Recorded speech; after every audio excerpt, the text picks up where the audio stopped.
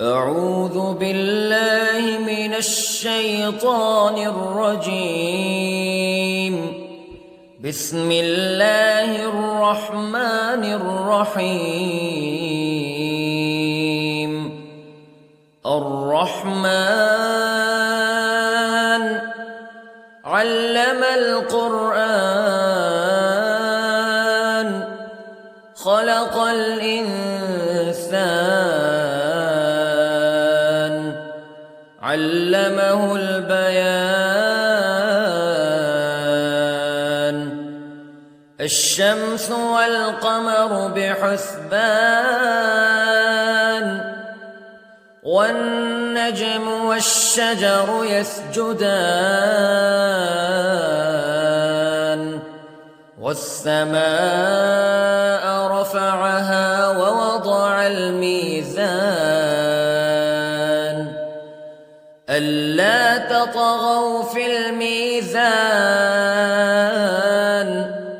وأقيموا الوزن بالقسط ولا تخسروا الميزان. والأرض وضعها للأنام فيها فاكهة والنخل ذات الأكمام والحب ذو العصف والريحان فبأي آلاء ربكما تكذبان. خلق الإنسان من صلصال كالفخار وخلق الجان من مارج من نار فبأي آلاء ربكما تكذبان. رب المشرقين ورب المغربين فبأي آلاء ربكما تكذبان. مرج البحرين يلتقيان بينهما برزخ لا يبغيان فبأي آلاء ربكما تكذبان. يخرج منهما اللؤلؤ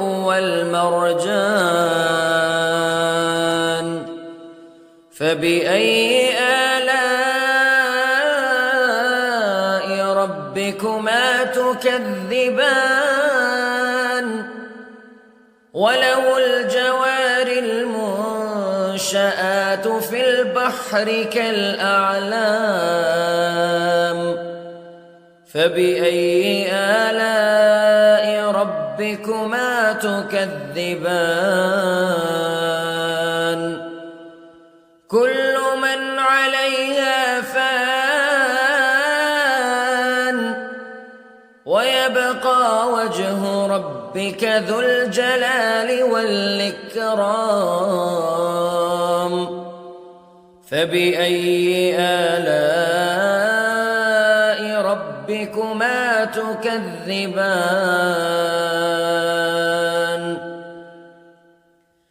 يسأله من في السماوات والأرض كل يوم هو في شأن فبأي آلاء ربكما تكذبان. سنفرغ لكم أيها الثقلان فبأي آلاء ربكما تكذبان.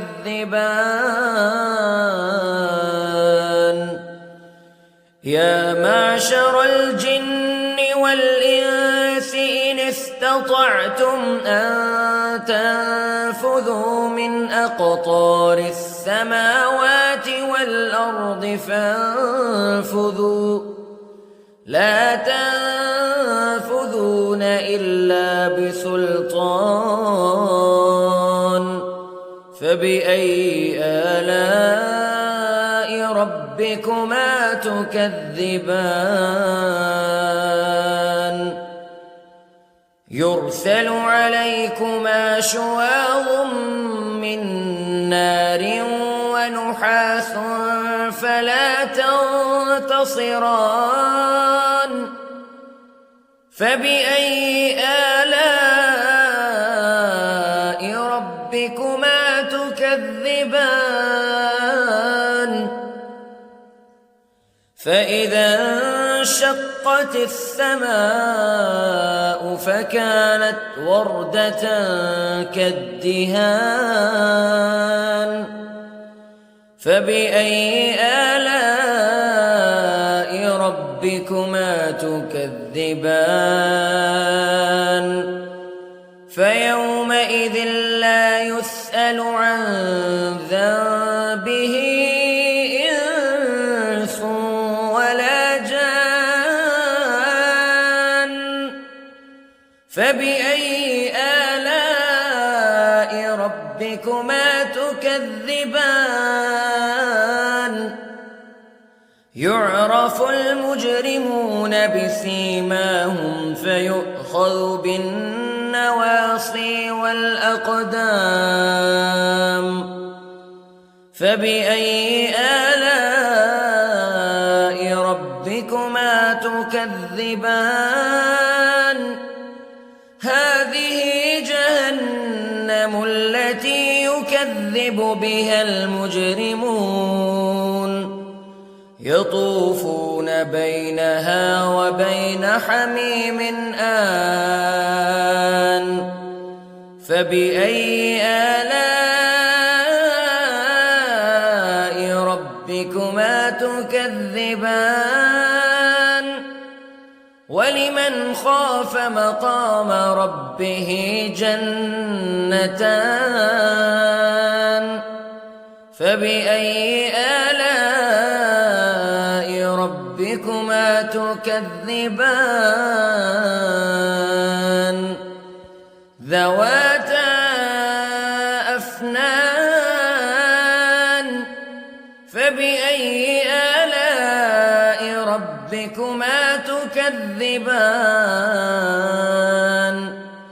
فيهما عينان تجريان فبأي آلاء ربكما تكذبان فيهما من كل فاكهة زوجان فبأي آلاء ربكما تكذبان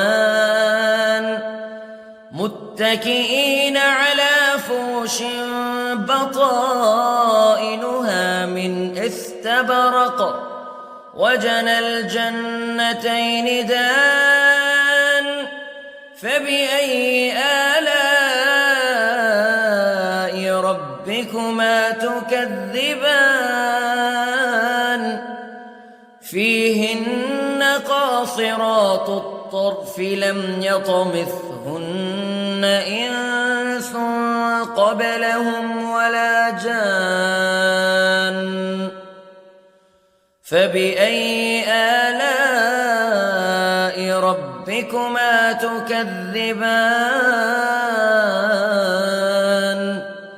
كأنهن الياقوت والمرجان فبأي آلاء ربكما تكذبان هل جزاء الإحسان إلا الإحسان فبأي آلاء ربكما تكذبان ومن دونهما جنتان فبأي آلاء ربكما تكذبان مدهامتان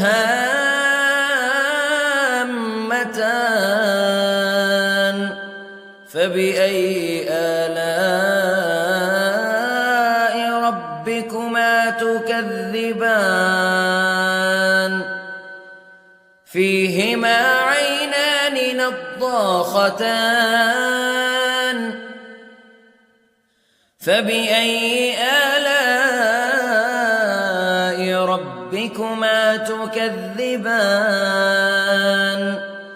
فيهما فاكهة ونخل ورمان فبأي آلاء ربكما تكذبان فيهن خيرات حسان فبأي آلاء ربكما تكذبان حور مقصورات في الخيام فبأي آلاء ربكما تكذبان لم يطمثهن إنس قبلهم ولا جان فبأي آلاء ربكما تكذبان متكئين على رفرف خضر وعبقري حسان فبأي آلاء ربكما تكذبان تبارك اسم ربك ذي الجلال والإكرام